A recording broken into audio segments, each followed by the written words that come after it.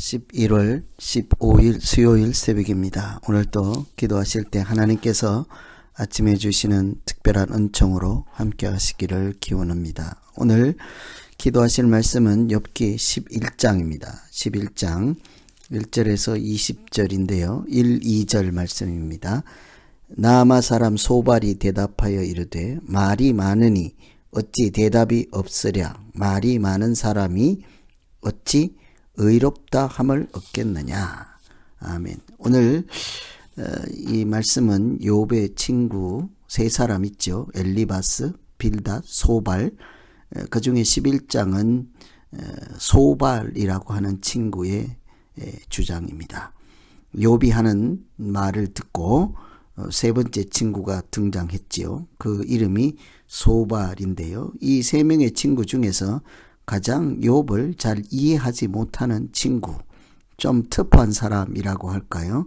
소발은 자기 관점으로 오해하고 억지가 많은, 억지 주장이 많은 친구이지요.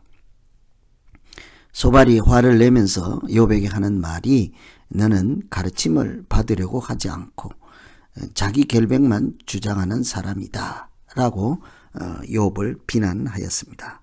고난을 당하는 사람은 욥 있잖아요. 친구들이 왔을 때 그래도 위로하기 위해서 조금이라도 도움이 되기 위해서 오지 않았겠어요. 그런데 그들은 조금도 위로가 되지 않고 오히려 고난을 가중하는 사람들이라 할 수 있을 것입니다. 소발이 하는 말을 보면서 우리가 친구에게 위로가 되어 주려면 어떻게 해야 될까를 참 많이 생각하게 되는 말씀이죠. 첫 번째는 경청을 하면 듣는 것 자체가 다른 사람에게 위로가 될 수 있다는 것입니다. 경청하면 그 자체가 위로가 될 수 있는 거죠. 아무 말 하지 않아도 괜찮습니다. 2절에 보시면 말이 많으니 어찌 대답이 없으랴. 말이 많은 사람이 어찌 의롭다 함을 얻겠느냐.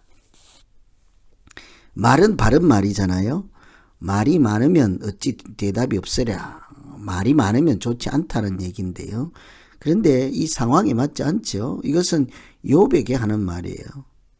너 자랑하는 말이 어떻게 사람으로 잠잠하게 하겠으며, 소발이 고통당하는 욥의 말을 듣고는 너 말이 많다, 시끄럽다, 자랑 그만해라, 이렇게 욥에게 친구가 하는 말이죠.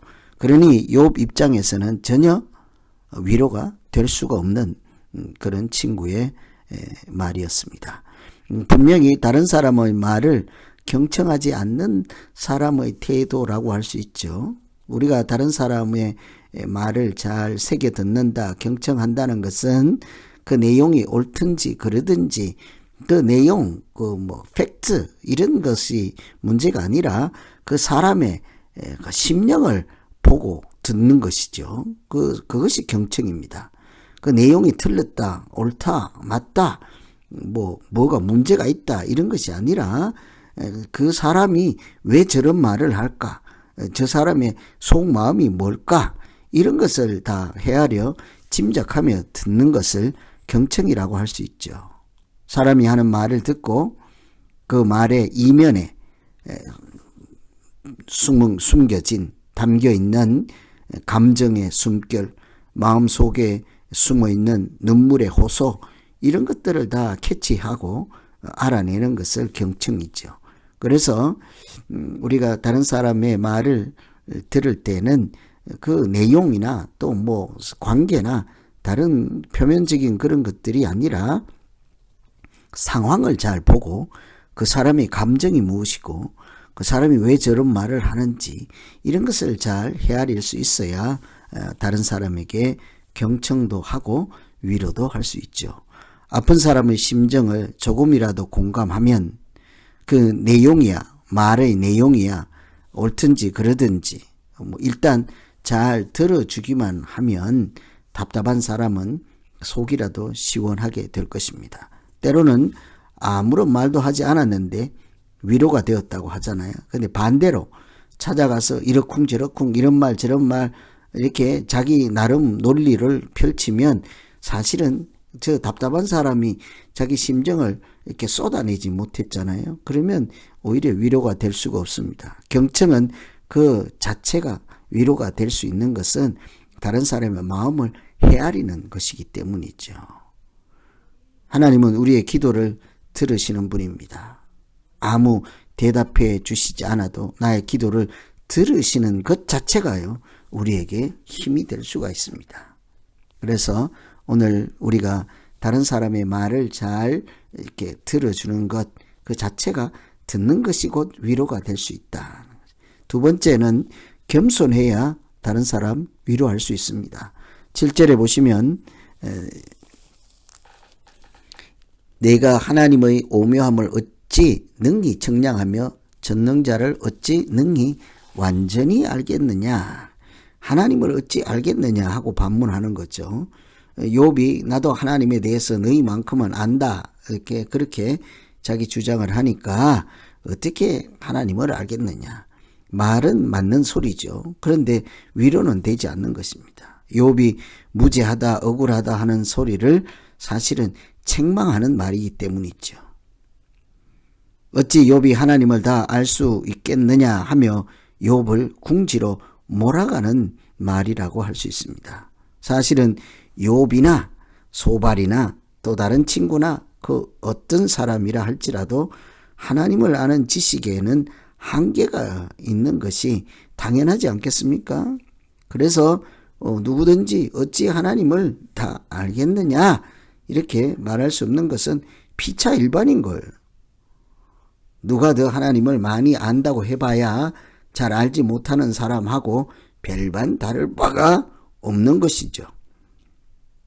하나님을 다 아는 사람처럼 그래서 하지 말아야 우리가 그때부터 다른 사람도 이해하고 다른 사람을 위로할 수도 있는 것입니다. 마치 나는 하나님을 잘 아는데 너는 왜 하나님을 그 정도밖에 모르느냐, 그렇게 생각하는 순간에 우리는 다른 사람의 위로자가 될 수가 없는 것이죠. 하나님에 대해서 이야기할 때는 그 어떤 누구도 완전할 수가 없다 하는 생각을 꼭 잊지 말아야 하겠습니다. 오직 하나님만이 하나님 자신에 대해서 정확하게 계시할 수 있잖아요. 그래서 그것을 계시라고 하는 거예요. 하나님에 대해서 우리에게 알려주시는 것, 하나님 자신이 우리에게 노출하시는 만큼, 알려주시는 만큼, 보여주시는 만큼, 들려주시는 만큼만 우리가 알 수 있는 것이지 않겠어요? 누구든지 하나님 앞에서 너와 내가 동일하게 긍휼히 여김을 받을 사람이라는 이런 겸손한 마음을 가질 때 비로소 우리가 다른 사람도 이해하고 또 공감할 수도 있고 위로할 수도 있는 것이죠. 그래서 욥이 하는 말을 듣고 너 말이 많다, 틀려 먹었다, 네가 하나님에 대해서 얼마나 알면 잘 알겠느냐, 이 말이 사실은 팩트고 다 맞는 소리라 할지라도 위로는 되지 않지요. 왜 그런가 하면 그 욥이 그 말 중에 욥의 심정이나 욥의 상황이나 욥의 그 뉘앙스를 전혀 캐치하지 못한 거죠. 또 욥이 하나님을 잘 모른다 하고 책망할 것도 사실은 나도 그렇게 책망할 자격이 사실은 없는 사람이기 때문이에요. 너나 나나 하나님 앞에 서면 다 도토리 키재기요. 잘 알 수 없는 것은 매한 가지이니까요. 그래서 우리가 이런 사실을 먼저 잘 알고 있어야 사람들하고 대화할 때나 또 위로할 때 능히 잘 감당할 수가 있는 것입니다. 잘 들어주면요, 아무 소리 안 해도 저 사람이 위로받았다고 합니다. 또 내가 겸손한 마음으로 그 사람의 입장이 되려고 애를 조금만 쓰면요, 그 사람이 위로를 얻지요. 그런데 우리가 조금만 선생 노릇하려고 하고 너 틀려 먹었다, 이렇다 저렇다 하기 시작하면 전혀 상대방이 위로받을 수가 없습니다. 그래서 하나님께서 우리의 기도를 들어주시는 하나님, 응답하시기 전에 우리는 먼저 위로를 받게 될 것입니다. 오늘 이 말씀 생각하면서 오늘 한번 기도하시고 하나님과 동행하는 날 되기를 기원합니다. 우리 같이 한번 기도하겠습니다. 하나님 아버지, 우리가 서로 누구하고 대화할 때에 그 내용이 옳고 그름을 떠나서 그 사람이 왜 이런 소리를 하는지, 그 사람이 말하는 의도가 무엇인지, 그 사람이 말하는 심정이 어떤지를 잘 헤아리게 하시고, 우리가 겸손한 마음으로 모두 다 하나님 앞에서 긍휼히 여김을 받을 자임을 인식하고 함께 서로 손을 부여잡고 또 하나님의 은혜를 구할 때 하나님께서 우리 가운데 하나님 나라가 세워지게 하시고 은혜와 성령이 충만케 하여 주시옵소서. 오늘도 우리가 그래서 서로 격려하며 또 경청하며 겸손하게 서로 위로하며 복된 날 살게 하여 주시옵소서. 예수님 이름으로 기도하옵나이다. 아멘.